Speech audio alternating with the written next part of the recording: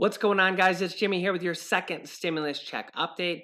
And first of all, you know how I like to change the props around in my background?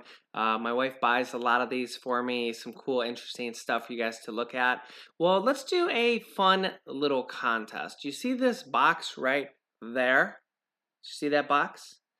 If you can guess what's in that box, I'm going to give $100 to somebody who can guess what's inside that box. It's actually not something random that's inside that box. That'll be a little clue. So if you can guess what's inside that box, you'll be among the people who basically have guessed correctly. And we're going to pick one of those people who guesses correctly, and we're going to give you guys $100. We'll send it to you via PayPal or something like that. So, and we're going to do it pretty quickly. So within the next few videos or so, if nobody guesses correctly, I will give you guys a clue within the next few days. All right, so with that being said, don't forget to give this video a thumbs up and subscribe down below if you're new here and you haven't yet. This way you won't miss out on second stimulus check update and related news information. I will keep you guys updated as soon as new information comes out. Okay, let's start with stimulus check news. Nancy Pelosi and Treasury Secretary Steve Mnuchin have been negotiating all weekend long. And they're both saying that we're closer now than ever to a deal and that we should expect a deal. We've heard this from a couple of different sources now, including the Washington Post, that we are expecting a deal or an agreement between the two parties this week. So, also we have the Democrats have wrote a letter to Nancy Pelosi that they're not happy with her. Let me show you. By the way, I guess I should say, for anybody who doesn't know, Nancy Pelosi is the Speaker of the U.S. House of Representatives, and she is the leader of the Democrats. Also, I'm going to take this thing off because, man, it is getting hot in here. The Blue Dog Democrats are urging Speaker Pelosi to continue negotiations with the Republicans until a stimulus deal is reached. This letter is signed by over a dozen representatives from the U.S. House of Representatives.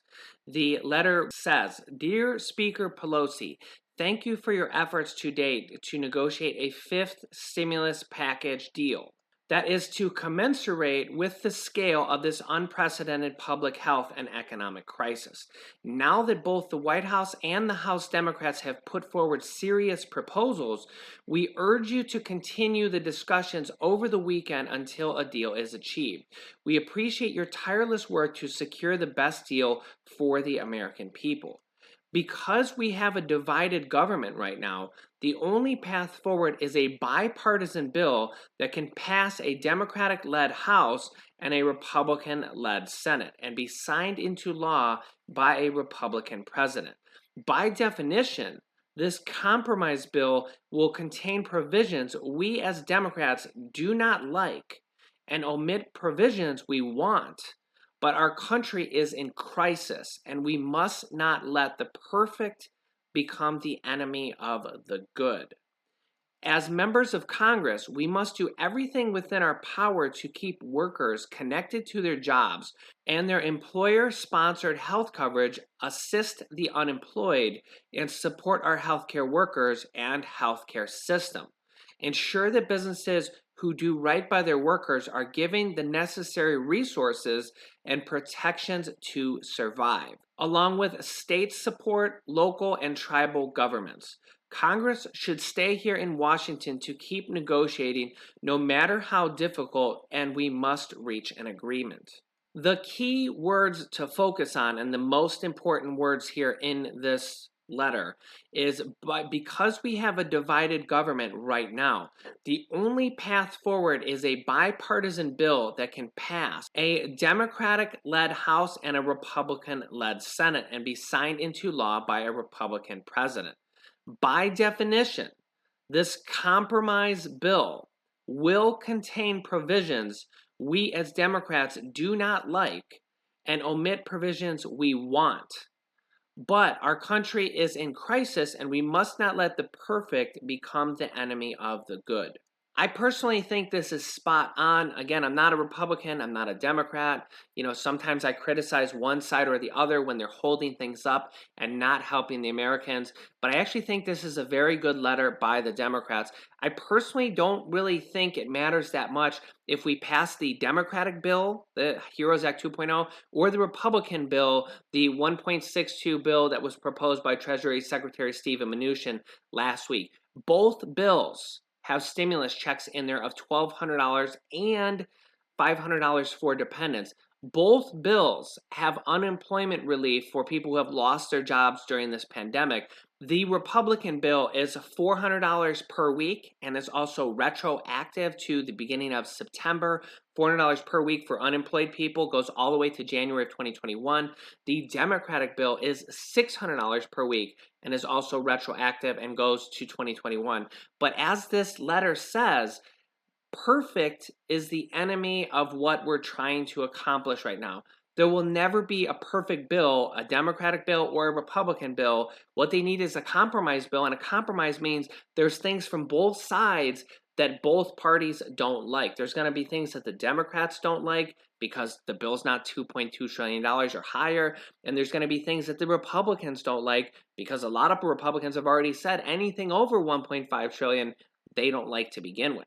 They need to just come to a compromise, help Americans out. Let's get this stimulus check out. Let's get this unemployment checks out. There's mortgage and rental relief to help you pay your mortgage and rental payments, if you're a renter, in both of these bills. So if one of these bills pass or they come up with a new compromise bill, then there's likely to be in there also. That'll likely get you additional stimulus money. There's money for schools in there. There's all sorts of things in there that our country and Americans need right now. So let's just get one of these bills passed, especially with what is going on right now with the president and the virus spreading. Speaking of that, President Donald Trump says, I will be leaving the great Walter Reed Medical Center today at 6:30 p.m. He says he's feeling really good. Don't be afraid of the virus. Don't let it dominate your life. We have developed under the Trump administration some really great drugs and knowledge. I feel better than I did 20 years ago. Well, I'll tell you, I don't feel as good as I did 20 years ago. I'm going to be turning 40 here in February, and I wish I was still 20 because, man, I just felt like I was invincible back then. And now my back just hurts me every day. I have a spine condition that I was born with, and it hasn't bothered me for like 20 years. And it's just started bothering me in the last year or two from holding Julian, our son. And it puts pressure on my back, and now my back hurts me every day. I wish I was still 20. I wish I felt like I did 20 years ago. Let me know if you do too, because those were the good old days, weren't they? So the president does say he will be leaving the hospital today, but he definitely still has the virus. It's too short of a time frame for him to be completely eradicated of it. Health.com says the recovery period of the virus is based on the severity of the illness. If you have a mild case, you can expect to recover within about 2 weeks. But for more severe cases, it could take 6 days or more to feel better, and hospitalization might be required. According to the CDC, older adults and people who have severe underlying medical conditions like heart or lung disease or diabetes may be at risk for developing more serious complications. So he was just diagnosed with this on October 1st, so it's only been 5 days. It definitely hasn't been 2 weeks, which is the apparently shortest amount of time for you to eradicate the virus if you have mild symptoms and if you have a mild case. So he's going to be going back to the White House. Hopefully, everything continues to go well, and over the next week or so, we could just continue to see him. I mean, I don't want to wish ill will of our president. Again, I'm not a Republican, I'm not a Democrat, but I don't really want to wish him ill will. I wish him a speedy recovery, and you guys can let me know your thoughts down below. Oh, and by the way, the Dow Jones stock index jumped by almost 500 points today as President Trump prepared to head home, and also because of stimulus talks continuing between Nancy Pelosi and Steve Mnuchin. The stock market thinks that there will be another stimulus deal and a stimulus package very soon, and the stock market has been up for several days now on that news. President Donald Trump also tweeted this morning that the biggest tax cut ever is coming if he wins the election on November 3rd. The president tweeted that the biggest tax cut ever and another one is coming and to vote. He also said that if you want a massive tax increase, the biggest in history of our country, and one that will shut our economy and jobs down, to vote Democrat. Trump, who presided over the passage of the Tax Cuts and Jobs Act in 2017, the biggest overhaul of the tax code since Ronald Reagan was in office, has repeatedly pledged a follow-up, often referred to as Tax Cuts 2.0. It's unclear exactly what that would include, but the president has previously said he would cut the top capital gains tax rate to 15% from 20%. He would also forgive temporarily deferred payroll taxes. That's from his presidential executive order for the payroll tax cut. He has said that he will forgive those and you won't have to pay those back if he is reelected. He also says he will give tax breaks to U.S. companies that bring their operations back from China and codify changes made in the previous tax overhaul that are slated to sunset in 2025. Let me know your thoughts down below in the comments, and don't forget to hit the like button for us and guess what is inside that box right there. Let me know what you think's in there. And again, it's not just something random that's put inside the box. It actually goes with the box, if that makes any sense. Thanks, guys. Don't forget to subscribe, and you can click on these videos to watch my newest stimulus check videos next. And this video teaches you how to start a business selling products on Amazon FBA.